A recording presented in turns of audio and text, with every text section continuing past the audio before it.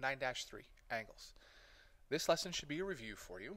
We're going to learn how to label angles, make angles, and measure angles using a protractor. First, we have this angle, which has a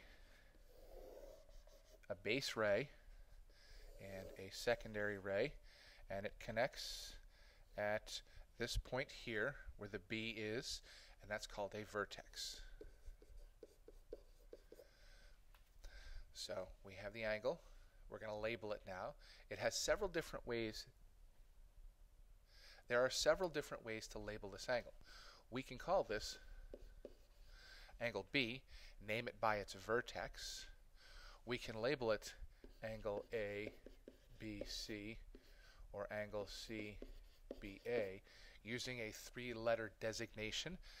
And the order ABC, CBA doesn't make a difference for the A and the C, but the B has to be in the middle.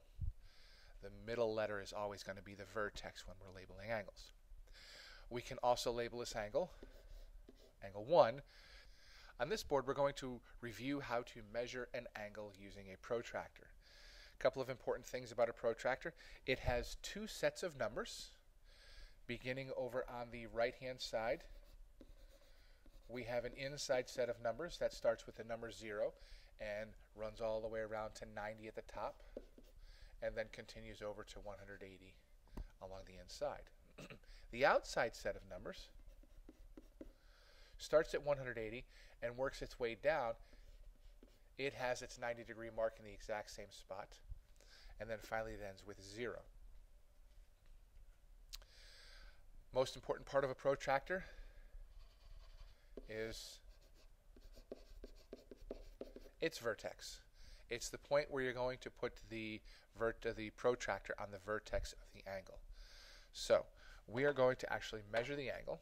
And at this point you might be thinking, oh, there's two sets of numbers. Which set of numbers do I use? There are two ways to look at this. There's the mathematical way to look at this, and then sort of a common sense way to look at this.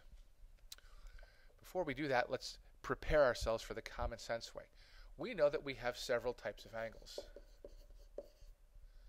We have acute angles, which are less than 90 degrees. Right angles equal 90 degrees.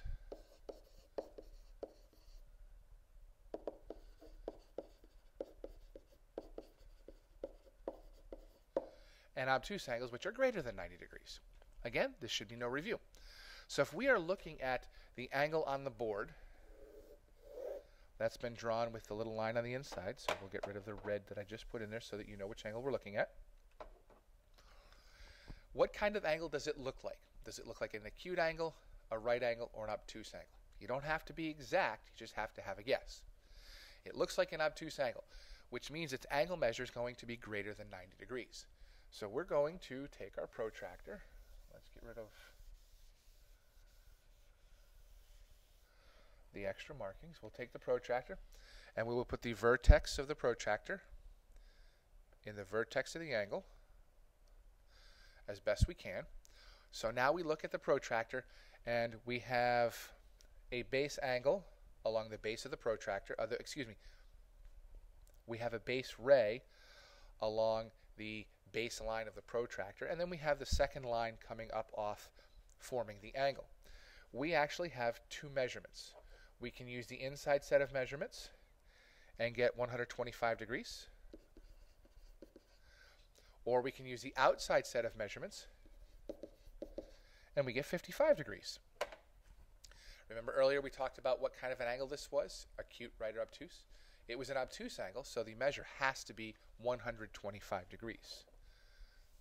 So we'll get rid of the 55. So that's the common sense way of knowing what your angle is supposed to be. You kind of look at it beforehand and you get a general idea what it's supposed to be. The mathematical way of doing this is to know which set of numbers to use on the protractor, the inside set or the outside set. And the way to do this is always orient your angle so that the base ray is horizontal, as so, and the vertex is to the left of the ray. Your second line can go up at in any direction, as long as the base ray is horizontal and the vertex is on the left end of it. If you follow this model, you will always use the inside set of numbers. You may have to change the way your book looks, rotate your book, or rotate the paper you're working with to make it happen, but if you always set it up so that the base ray is horizontal and the vertex is on the left, you'll always use the inside set of numbers.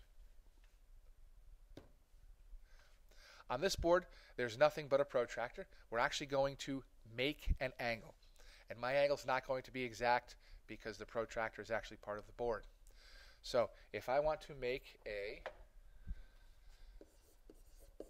75-degree angle, I take the protractor, and it has a straight edge. Take the protractor, and I simply use a straight edge to draw a line. There's my base angle, or excuse me, my base ray. And I'll put the vertex in at the left end. So now we take the protractor, and we're going to put it back on the line, but this time the vertex of the protractor is going to go on where we decided the vertex of the angle is going to be. If we want to make a 75-degree angle, we're going to use the inside set of numbers. So we start at 0 and we go up to where we find 75 degrees, and we put a dot.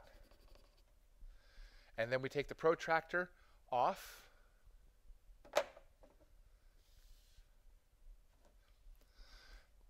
We take the protractor off, and then we're going to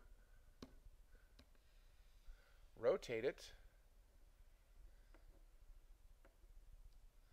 until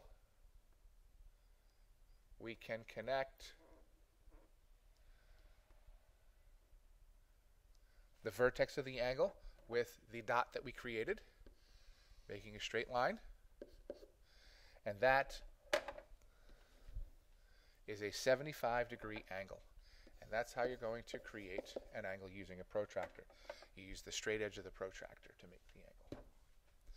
Your homework is going to be 450 and 451 in the book, problems 10 through 32, the evens.